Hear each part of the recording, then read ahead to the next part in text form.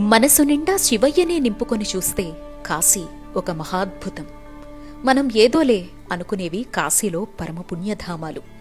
మనం ముక్కున వేలేసుకునేవి ముక్కోటి దేవతల ఆవాసాలు. తెలుసా మీకు?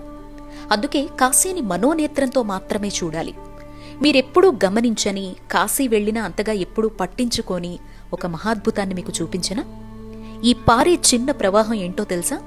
ఏదో బురద నీరు పైనుంచి కొట్టుకొస్తుందనో, ఎవరో స్నానం చేస్తోంటే ప్రవాహం గంగమ్మలో కలుస్తోంది అనేలా కనిపిస్తోంది కదూ. అదే విచిత్రం, చెబితే ఆశ్చర్యం. చిన్న ప్రవాహం ఏంటో తెలుసా? ఈ భువన భాండాల్ని పాలించే ఆర్తత్రాణ పరాయణుడు సాక్షాత్ శ్రీ మహావిష్ణువు స్వేదం అంటే చెమట ఇక్కడ ఒక చిన్న ప్రవాహంగా మనకు కనిపిస్తోంది. మణికర్ణిక దగ్గరున్న విష్ణుకుండం నుంచి వచ్చి గంగమ్మలో కలుస్తోంది. మణికర్ణికలో మనం దర్శించాల్సిన మరో ప్రదేశం విష్ణుకుండం. సాక్షాత్ శ్రీ మహావిష్ణువు తన సుదర్శనంతో ఇక్కడ నీటి కుంటను తవ్వాట. ఆ క్రమంలో తన స్వేదమే ప్రవాహంగా మారిందిట.